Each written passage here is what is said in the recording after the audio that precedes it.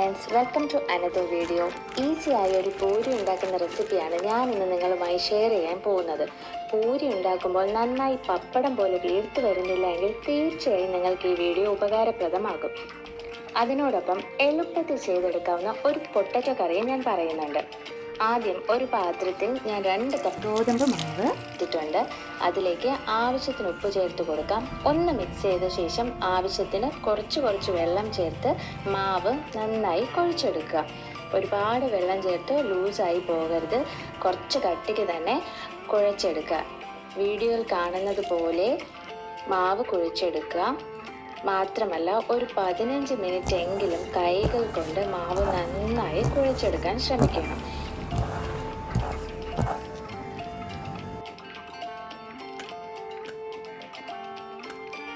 വീഡിയോയിൽ കാണുന്നത് പോലെ കിച്ചൺ കൗണ്ടർ ടോപ്പ് ക്ലീൻ ചെയ്ത ശേഷം മാവ് അവിടെ വെച്ച് നന്നായി കുഴച്ചെടുക്കുന്നതായിരിക്കും നല്ലത്. അതർവൈസ് നല്ല പരന്ന ഒരു പാത്രത്തിൽ മാവ് വെച്ച് കുഴച്ചെടുക്കുക. മാവ് എത്ര സമയം നന്നായി കുഴച്ചെടുക്കുന്നോ അത്രയും സോഫ്റ്റായിട്ട് വീർത്ത് പൂരി വരും.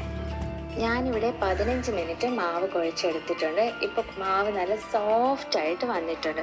മാക്സിമം മാവ് പരത്തി ഉരുട്ടി കുഴച്ചെടുക്കാൻ നോക്കുക. ഇനി ഒരു തുണി കൊണ്ടോ ഒരു പാത്രം കൊണ്ടോ നമുക്ക് ഈ മാവ് ഒരു 15 മുതൽ 30 മിനിറ്റ് വരെ റെസ്റ്റ് ചെയ്യാൻ വയ്ക്കാം. മാവ് റെസ്റ്റ് ചെയ്യാൻ വെച്ച ശേഷം പൂരിയുടെ കൂടെ കഴിക്കാനുള്ള കറി ഉണ്ടാക്കാം. അതിനായി 2 മീഡിയം സൈസ് പൊട്ടറ്റോ തൊലി കളഞ്ഞ് സ്ക്വയറായി കട്ട് ചെയ്ത് ക്ലീൻ ചെയ്തെടുത്തിട്ടുണ്ട്. 1/2 സവാള സ്ലൈസ് ചെയ്തെടുത്തിട്ടുണ്ട്. അതിലേക്ക് എരിവിന് ആവശ്യമുള്ള 2 മുതൽ 3 പച്ചമുളക് ചേർത്ത് കൊടുക്കാം. 1/2 തക്കാളി സ്ലൈസ് ചെയ്ത് ചേർത്ത് കൊടുക്കാം. ഇനി ഇതിലേക്ക് മസാലകൾ ചേർത്ത് കൊടുക്കാം. 1/4 ടീസ്പൂൺ മഞ്ഞൾപ്പൊടി, 1/4 ടീസ്പൂൺ മുളക് പൊടി, 1/4 ടീസ്പൂൺ മല്ലിപ്പൊടി, ഒരു പിഞ്ച് ഉലുവപ്പൊടി, ആവശ്യത്തിന് ഉപ്പ്, 1 ഗ്ലാസ് വെള്ളവും ചേർത്ത് ഒന്ന് മിക്സ് ചെയ്ത് കുക്കർ അടച്ചു വെച്ച് 3 മുതൽ 4 വിസിൽ വരെ കേൾക്കാം. വിസിൽ കേട്ട് പ്രഷർ പോയതിന് ശേഷം കുക്കർ ഓപ്പൺ ചെയ്ത് നോക്കാം. ഇപ്പോൾ 20 മിനിറ്റ് ആയിട്ടുണ്ട്.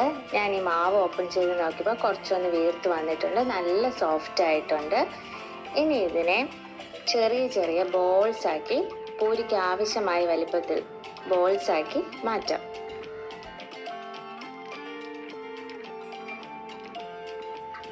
ഞാനിവിടെ മാവെല്ലാം ബോൾസ് ആക്കി വെച്ചിട്ടുണ്ട്. ഇനി നമുക്കിതിനെ പരത്തി എണ്ണയിലേക്ക് ഇടാൻ തുടങ്ങാം.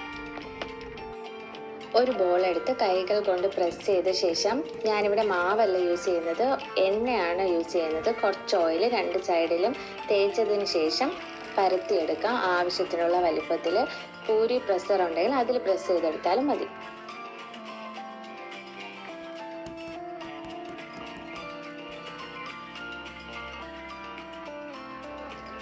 ഞാനിവിടെ ബോൾസ് എല്ലാം പരത്തി എടുത്തിട്ടുണ്ട്. ഇനി നമുക്ക് എണ്ണ ചൂടാകാൻ വെക്കാം. ഞാൻ സ്റ്റൗവിൽ എണ്ണ ചൂടാകാൻ വെച്ചിട്ടുണ്ട്.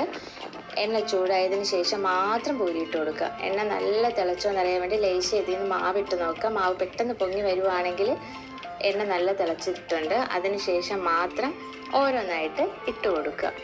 എണ്ണ നല്ല തിളച്ചിട്ടുണ്ട്. ഇതിലേക്ക് പരത്തി വെച്ചേക്കുന്ന മാവ് ഇട്ട് കൊടുക്കുകയാണ്. പൂരി പെട്ടെന്ന് പൊങ്ങി വരാനായിട്ട് എണ്ണ നല്ല തിളച്ചതിന് ശേഷം മാത്രം മാവിട്ട് കൊടുക്കുക. മാത്രമല്ല, മാവിട്ടതിന് ശേഷം ഒരു സ്പൂൺ കൊണ്ട് മേലെ ഒന്ന് തട്ടി കൊടുക്കുക, ഞാൻ ഈ വീഡിയോയിൽ ചെയ്യുന്നത് പോലെ. അപ്പോഴേക്ക് പെട്ടെന്ന് അത് വീർത്ത് വരും. കണ്ടോ? അപ്പുറത്തെ സൈഡിൽ മറിച്ചിട്ടതിന് ശേഷം നമുക്ക് ഉടനെ എടുക്കാം. ഇതാ ഇവിടെ പൂരി റെഡി ആയിട്ടുണ്ട്. ഇതുപോലെ ചട്ടിയുടെ വലിപ്പം അനുസരിച്ച് 1 or 2 പരത്തി വെച്ചേക്കുന്ന മാവ് ഇട്ട് കൊടുത്ത് നമുക്ക് ഈ പൂരി ഉണ്ടാക്കിയെടുക്കാം.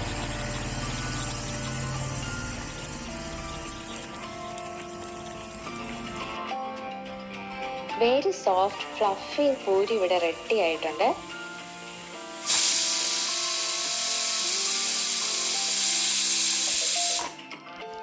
കുക്കറിൽ വേഗം വെച്ചിരിക്കുന്ന പൊട്ടറ്റോ 3 വിസിൽ കേട്ട് പ്രഷർ പോയിരിക്കുവാണ്. നമുക്ക് ഓപ്പൺ ചെയ്ത് നോക്കാം. പൊട്ടറ്റോസ് നന്നായിട്ട് വെന്തിട്ടുണ്ട്.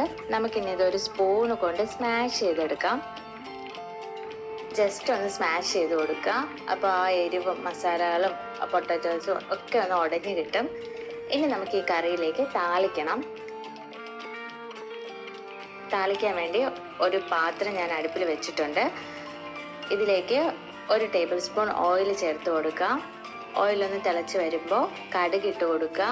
കടുക് പൊട്ടുമ്പോൾ അതിലേക്ക് 1-2 വറ്റൽമുളക് കട്ട് ചെയ്ത് ചേർത്ത് കൊടുക്കുക. അതിനോടൊപ്പം തന്നെ 2 ചെറിയ ഉള്ളി സ്ലൈസ് ചെയ്ത് ചേർത്ത് കൊടുക്കുക. ചെറിയ ഉള്ളി ഒന്ന് ഗോൾഡൻ കളറായി വരുമ്പോഴേക്കും അതിലേക്ക് 1 തണ്ട് മല്ലിയിലയും 1 തണ്ട് കറിവേപ്പിലയും കൂടി ചേർത്ത് ഒന്ന് മിക്സ് ചെയ്ത ശേഷം നമുക്കിത് കറിയിലേക്ക് വീഴ്ത്തി കൊടുക്കാം. കറി ഒന്ന് മിക്സ് ചെയ്ത് ചൂടോടുകൂടി പൂരിക്കൊപ്പം നമുക്ക് സെർവ് ചെയ്യാം. വെരി സിമ്പിൾ ആൻഡ് ഈസി പൂരിയും പൊട്ടറ്റോ കറിയും ഇവിടെ റെഡി ആയിട്ടുണ്ട്. എല്ലാവരും ഇത് ട്രൈ ചെയ്ത് നോക്കാൻ മറക്കരുത്. റെസിപ്പി ഇഷ്ടമായ ലൈക്ക് ചെയ്യുക, കമൻറ്റ് ചെയ്യുക, കൂടാതെ എൻ്റെ ഈ ചാനൽ സബ്സ്ക്രൈബ് ചെയ്യുക.